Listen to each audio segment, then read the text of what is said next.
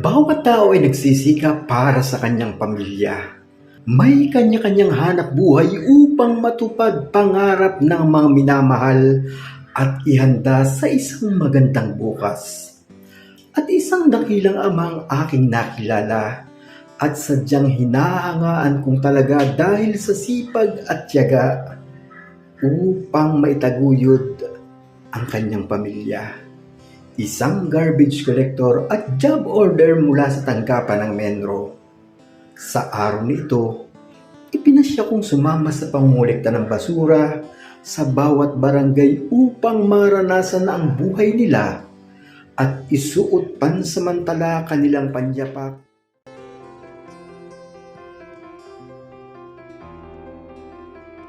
Kasama ko sa pangungulekta ngayon ng basura sa barangay upang makita ho natin yung sakripisyo at hirap ng garbage collector ng bayan ng Cuenca.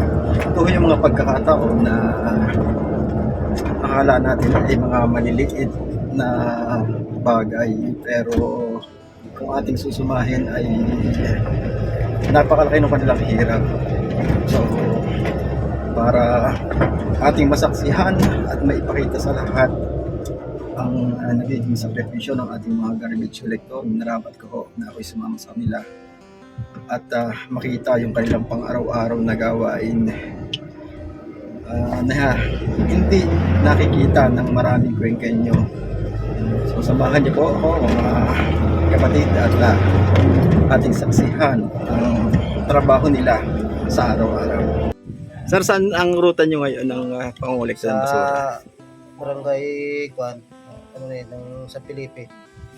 Maaga pa lamang naghahanda na si Tatay Dionisio sa kanyang trabaho kasama sina Marlon at John Lloyd, gayon din ang driver na si Ruben.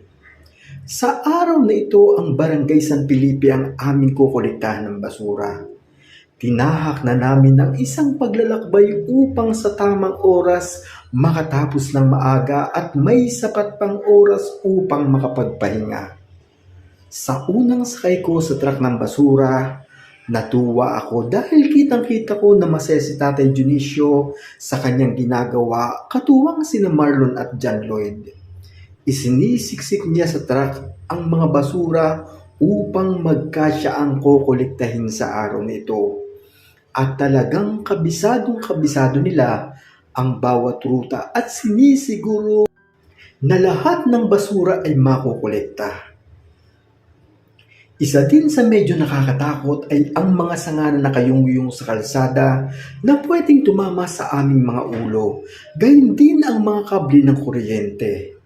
Sa pagdaan ng mga oras, naramdaman ko na ang init ng araw at si Tatay Dionisio ay patuloy pa ding isinisiksik ang bawat mga basurang nakukolekta nila. Ilang sandali lang, halos puno na ang truck ng basura at kitang-kita ko na din ang pagod ni Tatay Dionisio, gayon din sina Marlon at John Lloyd. Bakas ko na sa mukha ni Tatay Dionisio ang kanyang katandaan, pero patuloy pa rin nagsisikap sa buhay. Nais ko pang pasukin ang kanyang mundo upang mas malaman kung gaano siya kabuting tao. Ipinasya kong sumama sa kanilang bahay sa isang dahilig na lupa na kailangan mag-ingat sa pagbaba. Dinala ako ng aking mga paa at narating ko ang kanilang tahanan. At halos nakakadurog ng puso ang kanilang buhay. Ang kanyang may bahay ay na-stroke at hanggang sa ngayon may pa ang kanyang mga kamay at nangangailangan lagi ng maintenance na gamot. Isang PWD ang kanyang panganay na anak at kailangan ng lubusang pag-aalaga. At isang fourth-year high school sa Fermin La Rosa National High School ang kanyang bunso, kung saan isang uniforme ang kailangang laging laban pagkakagaling sa eskwela para muling isuot sa araw ng bukas. Ramdam na ramdam ko ang kanilang hirap ng buhay at ang tanging inaasahan ay ang kaunting sweldo ng isang dakilang haligi ng tahanan. Habang kausap ko si Tatay Dionisio, hindi na niya napigilan pagdaloy ng luha, maging ang kanyang asawa, dahil sa hirap ng buhay na pinagdadaanan. At ang kanyang tanging pangarap ay mapapagtapos ang anak niyang pinakamamahal at umaasa siya ang tanging susi upang makaahon sa hirap ng buhay. Ang aking panalangin sa aking puso na sa kabila ng tumatanda na niyang edad sa ngayon, naway patuloy pang pagkalooban si Tatay Dionisio ng maayos na kalusugan dahil tanging siya lamang ang inaasahan ng kanyang pamilya upang sa kanya ay may dumamay at maging daluyan ng biyayang kanilang kinakailangan. Buti naman, no? Kaya tinatanong ko anong trabaho, kahit ano ba sasabi ko, basta makakain lang pamilya. Basta ayos lang, hindi lang sama-sama. Bahala na kahit kunti, basta ayos ang pagkain. Oo, kahit magulay-gulay lang, Kahit- basta may kanin. Sa isang araw makakain ng 3, ayos na. Isa gani, magbaon ako sa drum site. Pagbaon ako ng kanin, walang ulam. Basta may sabi ko may asilan doon, ayos na. Ay ang pang-ulam na lang nila eh. Pambaon na sa school. Babaonin ko pa yun. Awa naman yung mga bata. Grabe sakripisyo nyo, no? Sakto yung asawa ko yan pagka magkape na lang ko na. Pero butit kayo hindi hindi nagkakasakit gawa ng ang init ng trabaho. Oo nga. Kanina nga sabi mo ako na may sadyang maitim na pero sabi ko ang init pala. Hindi naman ko kapanigarilyo. Maghapon sir, gagulay talaga kami. Oo. Gulay talaga. Kasi ang Kahit hapon tuyo lang ang focus, ulam. pag yun ay may nagbisyo gulay. pa, wala na. Oo, wala na matitira. Wala na. Wala na. Yung Mahal tayo mo na na ng sa sigarilyo. 350 na yan. Gagastosan mo pa, wala na. Pasok sa dita. Ay, ito yun na may special yan lang spring ka, central. Ay, ito yung grade 9 na ho. Sana po makatapos. Ano para kami sa hirap. Mahaon sa hirap. Ano masasabi niyo kay Kadone bilang asawa? Okay naman po, wala naman siyang bisyo na, halimbawa, manigarilyo, wala. Ay, ang lahat niyang sweldo, bibigay naman po sa akin. Ako na po nagbabudget para, makakasya sa isang kinsinas, ulit naman. Kumusta naman ining ang pagpasok sa school? So, nakakagawa naman ng lahat ng activities. Oo. Nakakapasa naman ko sa Bali, ano year mo na ngayon? 4th year po. Gagraduate na. Counting tiis lamang. Anong iyong kukunin pagkatapos mo ng senior high? Criminology. Criminology. Ay, ako ipit-ipit din. Tsaga. Sir. Oo. Tsaga lang. Tsaga lang. O ba laba? O, wala ba ang uniform? Hubad labaho. Yung uniform ni Bia, ito, isang piraso. Isang peraso ho ang uniform. Pero matutuyo lang. Pangina na, amin mo silang aming hindi electric pan, ceiling pan. Yung tag 300 sa palengke, yun Oo. namin gamit. Kasi wala mo pambili ng Pagkamo electric pan. talaga sa school, Pahanginan ko na lang yung pagtapos lang. wala pa ng uniform, kahit nasa pa, pansang pagmakat ko suot. Oo. Anong size ng uniform mo? Nalutan ko. Pakinggan nga ako, nandiyan ka. Ayun, natin. Ayan. Yan ang uniform mo. Sa Permin ko, are. Fermin La Rosa. Oo. Bali, ang iyong, anong size nito? Parang medium. Patahe. Medium. Patahi Medium. yan. Patahi, sir. Medium. Tapos palda. So, pagkakadating, lalabahan. Lalaban, sir. At pahanginan ko na siya. Pahahanginan. Sa ceiling fan. Maraming salamat ho sa inyong Salamat. pagbabahagi. Sining ay makakagraduate ito. Sana. Madali mo lang. 4 na taon ay madali. Gagraduate. At si Tutoy, anong gusto paglaki? Ano gusto mo paglaki? Magtrabaho sa truck. Magtrabaho sa truck. Magtrabaho sa truck. Pwede natin makukuha na mahirap ang maging mahirap. Pero okay lang, basta wala lang sakit. Oo. Nagpapasalamat lang po ako sa Diyos na hindi kami bigyan ng sakit. Para tuloy-tuloy pa rin ang aming sama-sama sa buhay kahit mahirap lang. Yun po ay sabi ko nga hindi na maging mahirap tayo eh. Kasi Oo nga. sabi ko nga tiis-tiis lang ang tiyaga talaga. Oo. Saka yun nasa sa anak din ako. Yung tulad ni Ine, kitang-kita ko yung kanyang kitang-kita ko yung kanyang ano na matupad yung pangarap niya para sa kanyang ama. So, ibang klase ho yun. Kasi maraming anak na napatapos, pagkatapos mag-aasawa na agad, hindi na nakatulong. So, kita ko yung makaining na sadyang magsisiga para sa ano. At, nakaka-inspired ho yung kwento ng buhay ni tatay.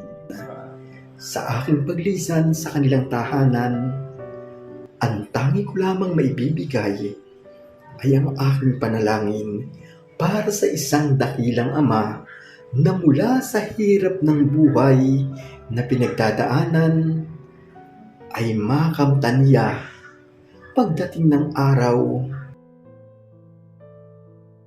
ang makaahon sa mga luha ng kahirapan.